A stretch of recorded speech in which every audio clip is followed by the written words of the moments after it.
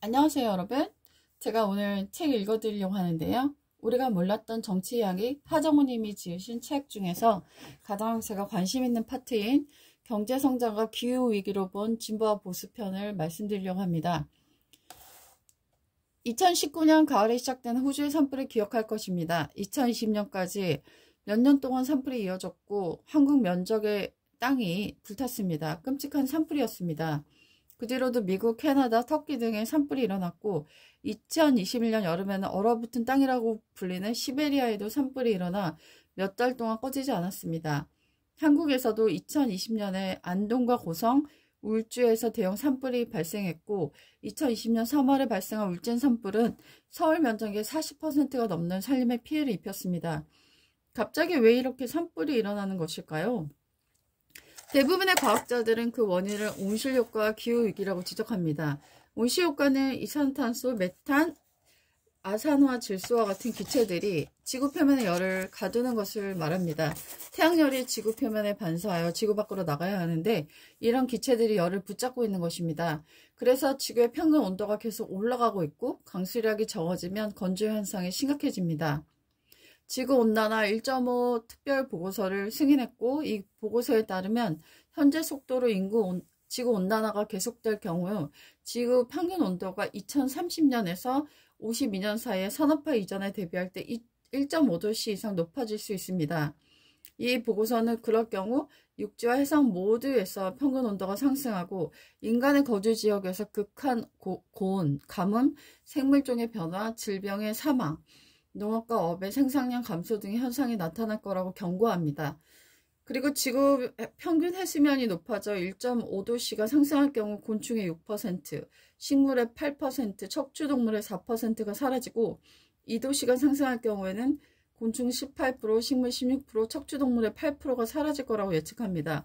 몇몇 종의 감소가 아니라 생태계 자체의 붕괴를 뜻하는 점에서 이것은 심각한 위기입니다. 인간의 건강과 생계, 식량 안보와 물 공급에 미치는 영향은 1.5도씨 지구온난화보다 2도씨가 훨씬 더 증가할 것으로 전망됩니다. 이런 위기는 동물에게, 모두에게 피해를 주진 않습니다. 1.5도씨 지구온난화는 사회 소외계층, 취약계층, 토착민, 농업 또는 어업에 생계를 의존하는 사회에 더 큰 영향을 미칩니다. 에너지를 편하게 쓸 수 없고 폭염에도 야외에서 일할 수밖에 없는 사람들이 더 큰 피해를 입게 되는 셈이지요. 하물며 가뭄과 폭염이 같이 온다고 생각해 보세요. 가난한 사람들은 물을 구하기가 매우 어려워질 거고 지구온난화가 심각하고 가뭄과 홍수, 기상이변의 빈도가 늘어나면 빈곤층과 소외계층은 훨씬 더 증가할 것으로 예상됩니다. 이미 등장한 기후난민이라는 말은 해수면의 상승과 심각한 재난으로 삼터를 잃고 떠도는 사람들을 가리킵니다. 반면에 위기에 대응할 정보를 미리 구하거나 안전을 확보하는 사람, 필요한 서비스를 얼마든지 화폐로 구매할 수 있는 사람들은 비교적 위기의 영향을 적게 받을 수 있습니다. 이제 기후난민에 대해서 이렇게 이야기하고 있었고요. 그럼에도 이미 기후위기를 막을 골든타임을 놓쳤다는 평가가 지배적입니다. 1.5도 특별보고서가 나온 뒤에도 전 세계 온실가스 배출량은 줄어들지 않았고 코로나가 유행하던 시절에 잠깐 주춤했으나 또 다시 이렇게 늘고 있다라는 보고가 있습니다. 현재의 기후위기는 단순히 몇몇 지역을 보존하는 것으로 해결할 수 없는 심각한 상황입니다. 2021년 9월 한국 국회가 의결한 기후위기 대응을 위한 탄소중립, 녹색성장기본법은 기후위기가 심각한 영향을 예방하기 위해 온실가스 감축과 기후위기 적응 대응을 강화하고 탄소중립 사회로서의 이행 과정을 발생할 수 있는 경제적, 환경적, 사회적 불평등을 해소하며 녹색기술과 녹색산업의 육성, 촉진, 활성화를 통해 경제와 환경의 조화로운 발전을 도모함으로써 현재 세대와 미래 세대의 삶의 질을 높이고 생태계와 기후세계를 보호하며 국제사회의 지속가능 발전에 이바지하는 걸 목적으로 삼고 있습니다. 이런 목표를 세우고 있지만 이 법은 온실가스 감축 목적약을 굉장히 낮게 잡고 기업의 이익을 보정하는 데 초점을 맞추고 있었다는 비판도 받고 있습니다.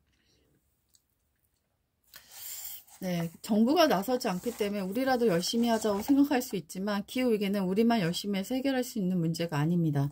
정부와 기업이 함께 열심히 해야지만 이런 위기로부터 벗어날 수가 있습니다. 네. 그래서 한국 경제의 틀을 잡아온 정부의 정책이 바로 서야 하고 이를 요구할 사회적 힘이 필요합니다. 그러나 기후위기의 원인과 영향에 대한 보수와 진보의 입장이 굉장히 다릅니다. 보수는 기후위기의 영향이 과대평가되었다고 보고하거나 그 원인이 경제성장보다는 자연적인 변화의 결과라고 진단합니다. 나아가 진보가 기후를 지나치게 부각시켜 사람들의 공포를 자극한다고 비난하는 보수주의자들도 있습니다. 자연스러운 생태계 변화를 자본주의로 비난하는 도구로 쓴다는 것이지요. 반면에 진보는 경제성장이 기후위기를 불러온 원인이기 때문에 무조건 성장하는 것보다는 저성장, 탈성장을 가야 한다라고 말합니다. 생태계를 복원하고 지속시켜야 인류의 미래가 보장될 수 있다는 것입니다. 진보와 보수의 기후위기에 대한 대안도 다릅니다. 생태계 보존을 주장하는 보수주의자들도 있지만 보수의 주류는 경제성장이 멈추기를 원하지 않습니다.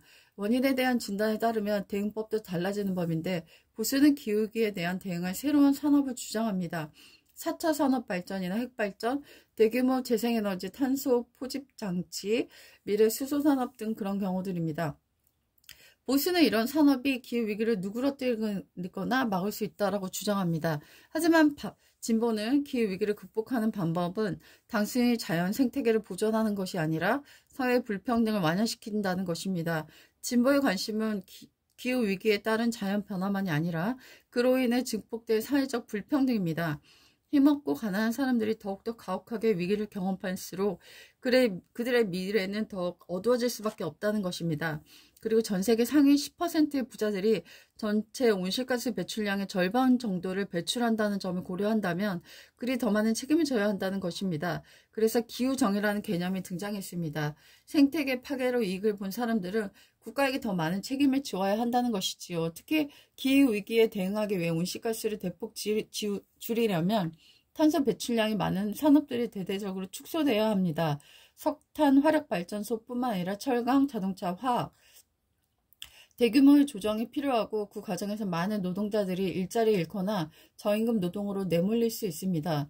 지구의 위기를 극복하기 위한 전환이 농민 노동자들의 입을 피해를 줄이고 다른 일자리를 마련하기 위한 진보는 정의로운 전환이 필요하다는 개념을 내어놓았습니다. 2021년 정의당은 기후정의법, 기후위기를 향한 극복을 위한 정책 추진 과정에서 직간접적으로 피해볼 수 있는 지역사회나 산업의 노동자, 농민, 중소상공인들의 권리를 최대한 보장하고 탈소사회, 전환 부담을 사회적으로 부담하여 취약계층의 피해를 최소화하고 정책 방향으로 정의로운 전환을 하자고 이야기하고 있습니다. 그런 의미에서 기후위기 대응책에서 진보와 보수의 입장이 구분될 수 있습니다. 진보적 기후위기의 대응은 기후위기를 불러온 경제성장의 문제를 인식하고 사회 전환을 추구합니다. 반면에 보수는 기후위기를 사회기술로 극복할 수 있다고 믿으며 불평등 문제 해결보다는 경제성장을 추구합니다. 한국에서는 진보는 앞서 얘기한 탄소중립, 녹색성장기본법이 기후위기를 막을 수 없을 뿐만 아니라 미래세대의 권리를 침해한다고 헌법 소원에 나섰고 보수는 기본법조차 무리한 요구를 하며 온실가스 감축 목표량을 낮출 것을 요구합니다. 과연 누구의 이야기를 듣는 것이 미래를 위한 좋은 선택이 될까요? 한국의 진보와 보수는 지구적인 위기 상황에 어떤 전환의 길을 택해야 할까요? 그리고 그 전환 과정에서 생긴 여러 문제들을 어떻게 해결해야 할까요? 아직까지 그 답은 명확하지 않습니다. 지속 가능한 미래를 위해 모두 함께 답을 찾아가야 합니다. 저는 진보적 생각에 매우 동의하고 있고요. 지속 가능한 환경이 되지 않는다면 기후 난민뿐만 아니라 기득권자들도 위기에 내몰릴 수밖에 없다라고 생각하고 지구 생존자들의 공멸로 나갈 수밖에 없는 아주 참혹한 환경과 미래를 맞이할 수밖에 없다라고 생각하기 때문에 전 진보의 입장에 동의합니다.